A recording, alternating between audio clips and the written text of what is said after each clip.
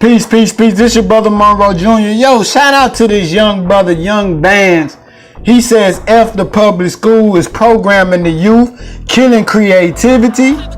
And he said that's why I got in trouble so much, probably because I wouldn't allow myself to be programmed. Go ahead, young brother. And I'm going to play a clip of the minister talking exactly about that, how our youth gravitate towards the street because the education is not enlightening them, right? It's not relatable. They not feeling it.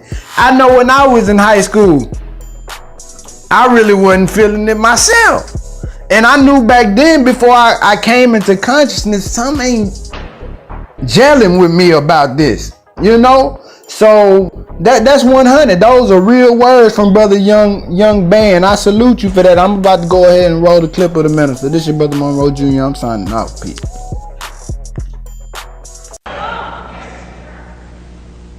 You mothers have become a part of the conspiracy. Let me show you how.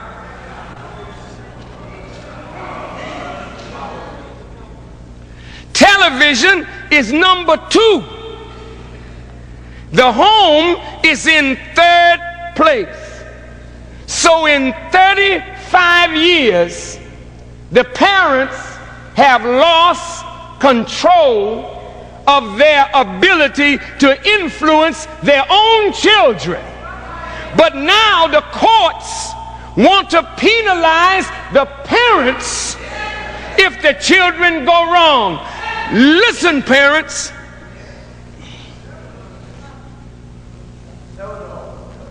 Look, 62% of all black children live with a single parent. It's growing fast to 70%. All these single parents are women, but the babies came from a man. Where is the man? See? What did I say Pharaoh's intention was? Kill who? Kill who? The man, and spare who? The woman. You are growing up now in strength and power in America while the black man is getting weaker and weaker, and soon the black man will not be able to do nothing for you, and then you will call for his destruction, and the white man will have you as the booty, the prize for destroying your black man. You become the prize.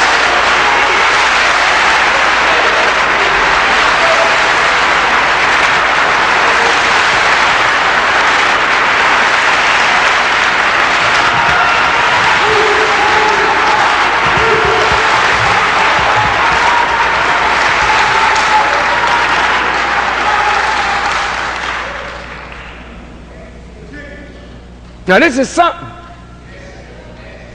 Black boys value their peers.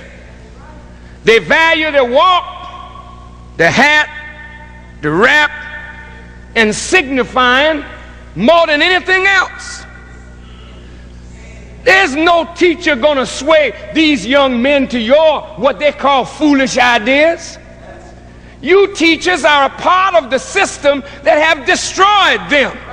They don't want to hear nothing you got to say when you coming out of your mouth with the same old garbage that the white man taught you about no George Washington, Abraham Lincoln, and a bunch of crackers that don't give a damn for black people.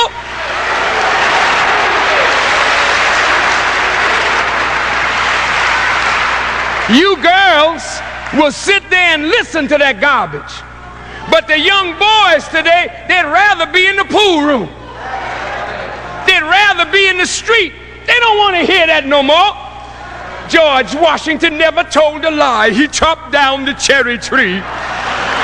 And Abraham Lincoln discovered America with a whole continent of Indians running around in America. We found you niggers in Africa with bones in your nose, jungle bunnies. Yes, you Negroes were our slaves. Who wants to see that? Who wants to hear that? And you have these highly learned black people going around telling our children, stay in school and get an education so you could turn out and become the fool like I am.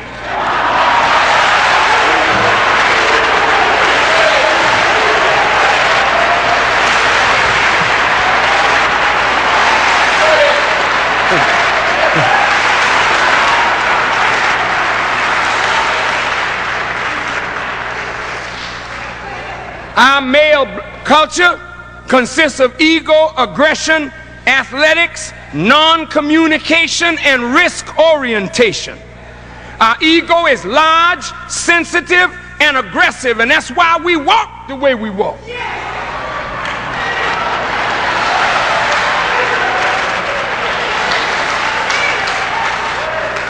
You girls don't walk like that. The boys, that's their macho, that's their ego. They're sensitive, but they're non-expressive. It's all about being cool. You don't have to talk, just walk.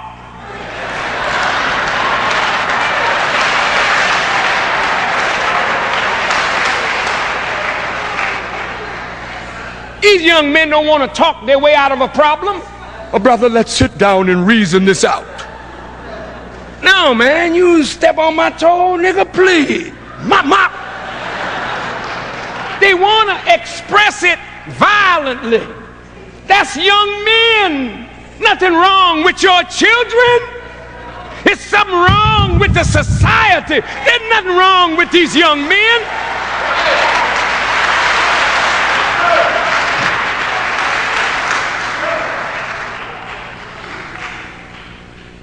When I was coming up, we used to play the dozens.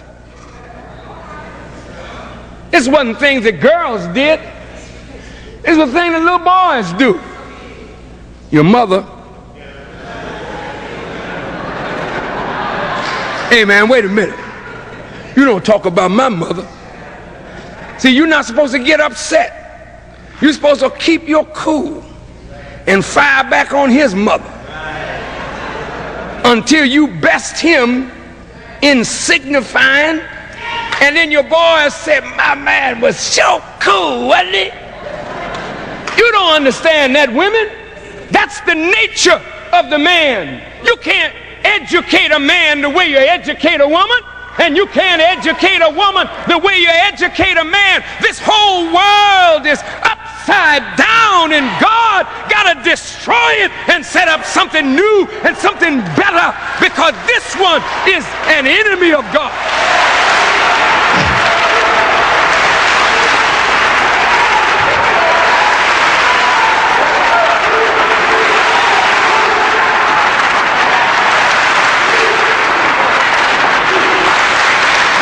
Look, y'all all right? Now, whether you know it or not, our young men are cold today.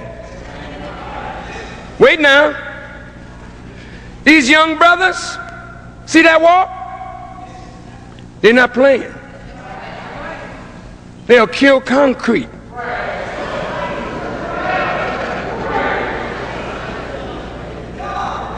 Young black man is so bad he'll burn water. He's mean. What made him so cold? That they can open fire on one another. And people burying their dead, and the brother he's not moved by it. You say it's terrible.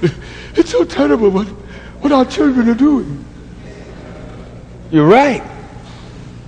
Well, what's more terrible is the reason why they're doing it. Give me a few more minutes. I'm almost finished.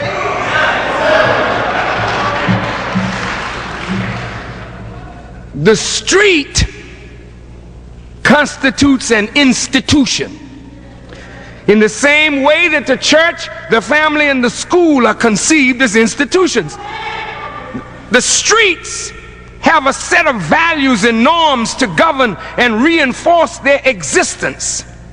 The social structure of the street lacks the sophistication that these other institutions have. Nevertheless, it is an institution because it helps to shape and control behavior.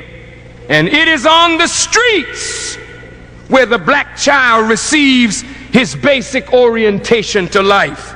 The streets have become his primary reference point because other institutions have failed to provide him with the essential skills that he needs to survive. So he must undergo a rigorous apprenticeship that will enable him to compensate for the lack of guidance from the church, from the home, from the school, from institutions and adults. He becomes a student of the asphalt jungle because that is where he can learn the skills that he needs, and the instructors consist of hustlers, pimps, street men, gang leaders, working men that have it hard in civilization, militant criminals.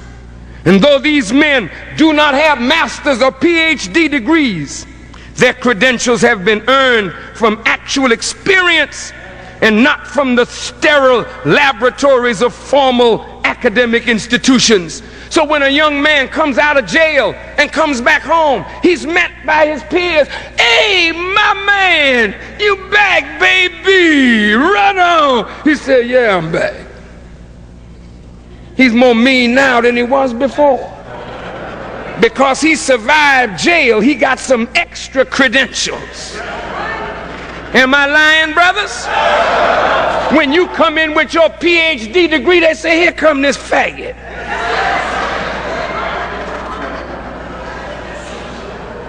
He's talking all proper. Now, boys, you must not get involved in these gang activities.